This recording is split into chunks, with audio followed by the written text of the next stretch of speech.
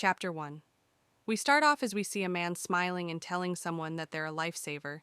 He cries tears of joy just cause he thought that he was going to die here, deep in the dungeon. We see that he's talking to a girl who's bandaging his leg. As she hears him, she says, "Is that so?" He hands her some money and tells her that this is her reward. As she looks through her items, he introduces himself. He tells her that his name is Garen and asks her, "What's a missy like her doing down here?" She replies and says that she's looking for something. He asks if it's some rare material or perhaps some treasure. She tells him that it's neither. She turns around and says that she's looking for a corpse. Hearing this confuses him. He asks her why. She tells him that it's her job. He realizes something. He asks her if the missy is a corpse bearer. As she gets her items, she tells him that he's right. As he sees her get up, he gets scared and asks her if she's leaving. She tells him that she's got work to do. He grabs onto her and begs her to take him to the surface. She tries to ignore him, but he latches onto her as he tells her that she can take his month's earnings. Actually, everything. Whatever she wants, he'll give her everything. He tells her that he'll die if he stays here. He cries and begs. She looks at him with annoyance.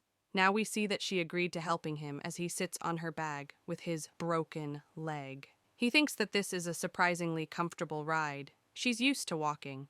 He calls Missy and asks her if she's sure that she doesn't need a break. She replies and says, "Nemu." Hearing this confuses him. She tells him that her name is not Missy, it's Nemu. He apologizes to her and calls her Nemu. He suddenly notices that they are going further away from the exit and asks her, "Aren't they going deeper, actually?" She reminds him that she already told him about the work she's got. He remembers this and says, "Fuck," in his head. She looks annoyed as she tells him to get off if he doesn't like it. He cries as he tells her that it's fine. She goes close to a corpse and sees its face. She gets going as it's not the one she's after. As she walks, Garen asks her why does she choose to work as a corpse bearer. It's not exactly a profession with a good reputation. She stays silent and ignores him. As he sees this corpse going farther, he tells her that they didn't have any back in his country. He'd only heard rumors. She remains silent even after this. He starts pestering her to talk a little as he's lonely. She slowly says, "Money." Hearing this confuses him. She continues and tells him that the target's remains are usually in dangerous places. The person needs to be pretty skilled to get them. Preparing for that is a hassle. Not many want to take those risks. That's why it pays well. Hearing this makes more sense to him now. As they cross the different levels in the dungeon, he continues to talk to her. He tells her that she seems so normal for a corpse bearer. Hearing this confuses her. He suddenly realizes how this came out. He panics and tells her that he meant it in a good way. It's just that the image of a corpse bearer is darker and scarier. He gives up trying to clear the misunderstanding and apologizes to her. She tells him that this doesn't bother her. Being seen like that is just part of this job. She suddenly sits down and tells him that she's putting him down for a bit. He asks her if she's taking a break. As she takes the battle axe from the bag, she says, "Nope." She stands her ground with the axe in front of a giant beast. As she stands her ground, she says, "Got a guest." Garen screams in fear and asks her what the hell is that. She tells him that this is the biggest thing on this floor. He tells her that they should run. As the monster opens its mouth, she tells him that she can't do that. She dodges the monster's bite and tells him that she's got some business with it. She grips her axe and does one big downswing right onto the monster's neck and chops it clean off. Seeing her do this so effortlessly shocks him. He looks at her covered in blood and says, "Incredible." She starts opening the monster's belly. As she pulls out the internals, he asks her if she's going to butcher it. As she opens the cut even more, he asks her, what is she doing? Suddenly she jumps into the cavity of the monster which she created. Seeing this shocks him. She comes out of the monster with a corpse which has one of its hands bitten off. She looks at the body and says, "Found her." Nemu removes her goggles as she looks at the corpse, with half its face gone, and says this person is my search target this time. She talks about this girl. She says that her name was Ashley. They said she was a hard worker and good-natured woman. Her family shop fell on hard times. Wanting to help out even a little, she ventured into the dungeon and was never heard from again. In the end, her parents wound down the shop and used that money to hire her. She remembers the despair on the girl's parents as they cried and asked for Nemu's help. Suddenly, Nemu notices something. She sees a rock in the girl's hand. He sees that from afar and asks Nemu, "What's that?" She says, "Beats me." and keeps it in her pouch. He patiently watches her as she does her work. He sees her patching up the wounds on the face. She puts the body in the bag and says that they should head back. Garen sits in the back as he carries the corpse while looking uncomfortable. He thinks and says, well, figures, meaning that he should have figured that he'd be carrying the corpse, 'cause he's sitting where the corpse is supposed to be. Nemu doesn't say anything. Seeing how silent she is makes him say that he's not complaining. He hugs the body and rests his face on it, as he says that he's glad that they found her. As they get out of the dungeon, he gets off the carrier. She gets a mask from the bag and puts it on. He looks at this and walks back as he tells her that the mask of hers is creepy. He asks her, why is she putting it on? She wasn't wearing it earlier. She replies and says that this is to hide her face. She wears it when she's around people. She didn't have time to put it on when she ran into him. He asks her if this is really necessary. It wouldn't be a big deal if people found out, would it? She replies and says, I wonder. Hearing this confuses him. Now, we see them finally reach the guild. With great enthusiasm, he barges in and says, all right, time to report. Hearing him scream like this surprises her and she tries to stop him. Everyone in the guild goes silent and start looking at them. A beastman smells the air and says that they can smell a corpse. A man standing next to him gets confused hearing this. Then the others take notice of Nemu and see that there's a corpse bearer here. They scream at her and say rude things like, you bloody psycho! Scram, get the hell out or don't mess around. Corpse bearers shouldn't show their faces around us decent folk. Hearing all these scares and shocks Garen.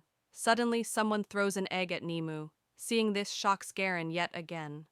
Nemu looks at them like a menace with killing intent. Seeing this scares the shit out of the other adventurers. Nemu sighs and just turns back and goes away. Garen follows her as he calls her name. He pulls out a handkerchief and tells her to use it. Seeing him do this confuses her. He asks her if she doesn't understand what he means. He takes the mask off her face as he tells her to excuse him for a second. He takes the mask and wipes the egg off of it as he says, like this, thought you should wipe it since it seems important to you. He suddenly notices her as he does this. He sees that she seems a bit shocked. He asks if something is wrong. She screams and tells him to give it back as she snatches it away. She tells him to not do things like this. Hearing this scares him. As she wears it back on, she tells him that it'll get dirty. He apologizes to her. As she starts walking, he follows her and asks her, where is she going? He follows her to some place in a silent alley. As they enter in, we see a receptionist woman telling Nemu good work as she puts down the corpse. Nemu tells the receptionist that the target is found. She replies and says, yes, I've confirmed it. Nemu tells her to please contact them. The receptionist points to some people and tells her that they've been waiting this whole time. She asks the parents to please confirm the identity of the corpse. They look at their daughter in horror and shock. With great sadness, the father hugs his wife and tells them that the corpse is definitely their daughter. As he says this, we see Nemu walking towards them as she reaches into her bag. She calls the father and puts a rock in front of his face. Seeing her approach them scares them. He tells her to not touch them. Suddenly, Garen interrupts. He tells them that their daughter was clutching this. Hearing this shocks them. The mother takes the rock from Nemu. The mother takes a closer look and gets shocked, seeing that it's a mithril ore. Hearing this shocks Garen too. He says that the ore is a treasure. The parents suddenly remember the past. They recall their daughter packing to go to the dungeon. As she tells them that she heard that mithril is worth a lot of money. She tells them that she'll bring back some rare ore. The mother sounds concerned and tries to stop her, but the daughter assures them that she'll be fine. As the daughter wears the bag, she tells them that she'll be support. Other people will do the fighting. The shop matters to her too. She'll definitely bring it back. As they hear these words, the parents can't help but be scared for their daughter. The daughter smiles and waves them by. As they remember this, the mother clutches the ore and starts crying. She holds the ore to her face and says that Ashley went all because of this thing. As the parents are crying, Nemu takes her things and starts heading out. As she's about to walk out, they call her. The parents look at her with guilt in their face. Seeing this confuses them. The parents grab Nemu's hand and burst into tears as they thank her from the bottom of their hearts. Seeing this reaction confuses Nemu. As Nemu looks at her hand, the parents are escorted away.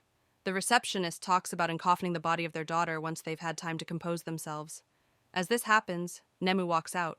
Garen watches her leave. He sees the parents hold their daughter's face for the last time as they welcome her home. Now, we see Garen going after Nemu as he tells her to wait. He asks her if she's going back, and he wants her to take him with her. She tells him to file a request with the guild. He screams in anger and tells her that he can't trust those adventurers. She tells him to give up then. He suddenly grabs her shoulder and tells her that he doesn't want to. With desperation in his face, he tells her that he's looking for his sister. It's been a year since she vanished in this country. He'll do anything. Suddenly she looks at him with anger and tells him that he's being a pest. He gets scared, but then musters his courage and calls her. He suddenly falls on the ground and grovels. Seeing this confuses her. She asks him, what's he doing? He tells her that this is the most sincere way of begging from his homeland. She walks away as she tells him to quit messing around, and he should go now. Seeing her not care saddens him. He clenches his fist in frustration. A few days later, we see Garen winking as he says, "Yo."